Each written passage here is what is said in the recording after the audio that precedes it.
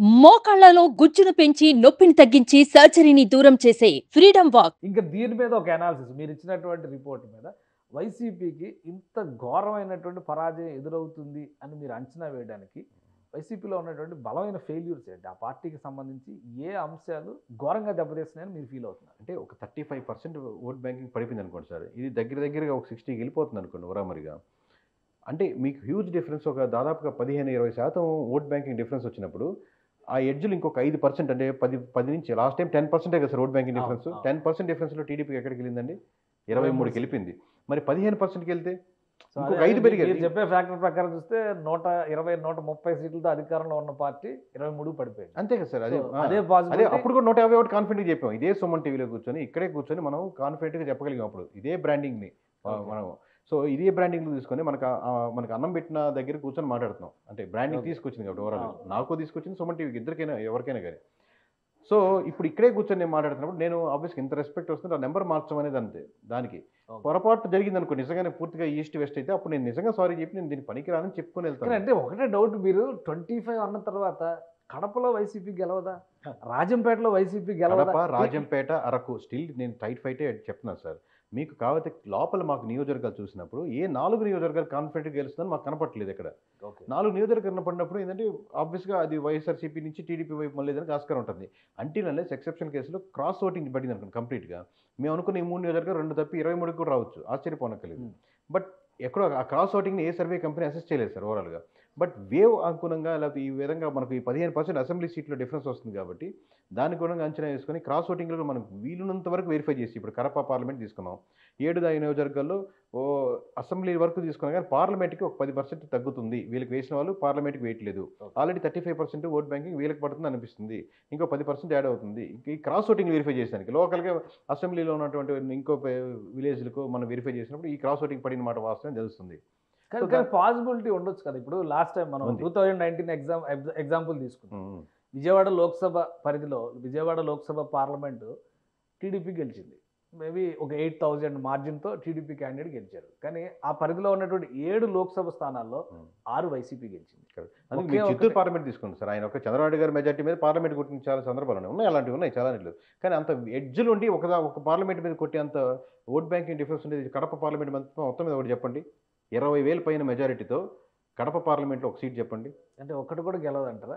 కాదు సార్, నేను చెప్పేది 20 ఒక 3-4 నేను 4 ఓడిపోతున్నాను సార్. 4 అసెంబ్లీ సెగ్మెంట్స్ ఓడిపోతున్నాను. మీరు దాన్ని కవర్ చేయాలంటే లేదు ఇది కవర్ చేయాలంటే ఒక పార్లమెంట్ ఒక దాంట్లో ఒక నియోజకవర్గం చెప్పండి. మోర్ దాన్ 20,000 ఓట్ బ్యాంకింగ్ వస్తుందని నాకు ఇన్ఫర్మేషన్ వచ్చిందని చెప్పండి. ఎక్కడ రాదా? జమ్మలమడుగు కానీ, మైదుకూరు కానీ, కమలాపురం కానీ ఇవేవి 20,000 పైన మెజారిటీ. 20,000 పైన మెజారిటీ. సో 3 సీట్లు గెలిస్తే అని ఇచ్చారు మీరే. కడప పార్లమెంట్ పరిధిలో ఉమ్మడి కడప జిల్లాలో 3 సీట్లు గెలిస్తే అని చెప్పని ఇచ్చారు. సో ఇవి ప్లస్ చేసేటువంటి అవకాశం ఉండదంటారా? అవి ఎడ్జ్లో ఉన్నాయి సార్, తక్కువలో ఉన్నాయి. అవి కూడా స్వల్ప మార్జిన్లో ఉన్నాయి.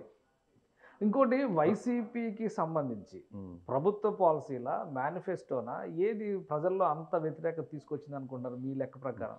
సార్ కోర్ ఎక్కువ కన్ఫ్యూజ్ అయ్యిందండి జనాలు. ఇంత క్లీన్ స్వీప్ అయిపోద్దా వైఎస్ఆర్సీ? ఇక్కడ క్లీన్ స్వీప్ కాలేదు వైఎస్ఆర్సీపీ. ఆబ్వియస్లీగా వైఎస్ఆర్సీపీకి ఉన్నటువంటి కోర్ ఓట్ బ్యాంక్ 35%, 38% ఉంది. అది ఉంది ఇంకా అక్కడే. నెక్స్ట్ ఇంకో 15% యాడ్ అయ్యి ఉండొచ్చు. దీనికే ఉంది. మధ్యలో ఒక 15-20% షిఫ్ట్ అవుతుంది. దానికి కారణాలు చెప్పుకుంటే 1 by 1 ఇంతకుముందు మనం చాలాసార్లు ప్రీపోల్లో డిస్కస్ చేసాం. ఇదే ఫ్యాక్టరు, రోడ్లు, లిక్కరు, లేకపోతే ఉద్యోగం ఉన్నవాడు ఉద్యోగం కోసం ఎదురు చూసేవాళ్ళు, లేకపోతే అమరావతి ఇష్యూ, లేకపోతే మీరు అసెంబ్లీ ఇక్కడ వైజాగ్లో క్యాపిటల్ని ఓన్ చేసుకోకుండా ఉన్నవాళ్ళు, లేకపోతే కడపలో ఉన్నటువంటి ఇష్యూ జరిగింది. ఇవన్నీ ఓవరాల్గా స్టేట్ ప్యాటర్న్లో ఎఫెక్ట్ ఇచ్చాయి. అలాగే మీరు అసెంబ్లీలో సీట్ సెలక్షన్స్ చాలామంది పార్లమెంట్లో స్ట్రాంగ్ క్యాండిడేట్ మీరు వదులుకొని అవతల వాళ్ళు దాన్ని అందిపుచ్చుకోవడం, అవతల సైడ్ కూటమి కట్టడం మెయిన్ ప్రధానంగా. అట్ ది సేమ్ టైం మీరు ఎమోషనల్గా ప్రజలతో దూరంగా ఉండి కనెక్టెడ్ కాకపోవడం. ఎమోషనల్గా కనెక్ట్ ఉన్నప్పుడు మీరు ఏదైనా తప్పులు చేసినా అది కవర్ చేస్తుంటుంది. అలాగే మీరు కోవిడ్ని ఇంత 2 years చాలా ఇబ్బంది పడింది వైఎస్ఆర్సీపీ గవర్నమెంట్. కోవిడ్ని ఎక్కడ అడ్వర్టైజ్ చేసుకోవాలి? మీరు కోవిడ్ సంగతి ఎక్కడైనా 2 years ఇబ్బంది పడ్డామని ఎక్కడైనా అడ్వర్టైజ్మెంట్లో ఉందా? కోవిడ్లో కూడా మేము సమర్థంగా చేయగలిగారు అనుకుందాం సార్. దాన్ని మీరు ఎక్కడ ఎలక్షన్స్ ఇంజనీరింగ్లో 2 years పాటు ఎవరయ్యా మీరు నిలబడింది అన్న ఎమోషన్ ఎక్కడ తీసుకెళ్లారు? ఓన్లీ వెల్ఫేర్ స్కీమ్స్ మీద డిపెండెంట్ వెళ్ళారు. ఓకే.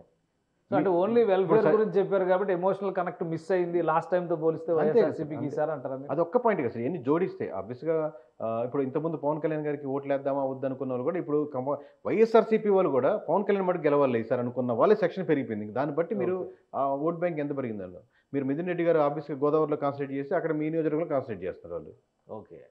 సో అంటే దీనివల్లనే కడప, రాజంపేట ఇవి కూడా ఓడిపోతాయి. అంతే కదా సార్, ఇప్పుడు ఎంతో కొంత సెక్షన్ కులపరంగా కావచ్చు, అభిమానులు కావచ్చు, మీకు ఈఎన్ నియోజకవర్గం రాజంపేట నియోజకవర్గంలో ఉన్నారు, మీరు మిథున్ రెడ్డి గారు అక్కడ కాన్సన్ట్రేట్ చేశారు అంటే ఇక్కడ లేరని కాదు, మీరు టార్గెటెడ్ పవన్ కళ్యాణ్. సో మీకు ఇక్కడ పవన్ కళ్యాణ్ వాళ్ళు ఇక్కడ టార్గెట్ చేస్తున్నారు ఓకే. ఎంతో కొంత శాతం. కానీ జనసేన పార్టీకి మీకు అక్కడ ఏమో సీట్లు కూడా లేవు కదా, రాయలసీమలో 2 సీట్లు జనసేన పార్టీ అంటే గెలుస్తుంది. బలిజ కమ్యూనిటీ ఉన్న ఊర్లు ఉంటాయి సార్, దాంట్లో 10 5 ఉన్నారు అనుకోండి. నేను కమ్యూనిటీ పరంగా మాట్లాడదాం, పచ్చిగా అక్కడ కిందకు వచ్చి మాట్లాడదాం. సో కమ్యూనిటీ వాళ్ళంతా నువ్వు కమ్యూనిటీ లీడర్ని అక్కడ నువ్వు టార్గెట్ చేస్తున్నప్పుడు ఈ కమ్యూనిటీ వాళ్ళు ఇంకో 20 మంది కన్విన్స్ చేసేదానికి ట్రై చేస్తారు కదా. ఓకే. సో అవి కలిసి వచ్చినాయి అంటారా? అడ్వాంటేజ్ అయింది ఇప్పుడు ఎడ్జ్లు తీసుకున్నానికి. కిరణ్ కుమార్ రెడ్డి మీద వ్యతిరేకంగా ఫుల్ వ్యతిరేకంగా ఉండే క్యాండిడేట్ అవైలబిలిటీ లేరు, ఇంతకుముందు మధ్యలో గ్యాప్ వచ్చింది. At the same time CM cadre పర్సనే కదా, సో ఆయనకి ఎడ్జ్ ఉండే ఆ స్టేచర్ అక్కడ ఆ స్టేచర్ కలిసి వస్తుంది. సుమన్ టీవీలో మీ పర్సనల్ అండ్ బిజినెస్ ప్రమోషన్స్ కోసం కింది నెంబర్కి కాంటాక్ట్ చేయండి.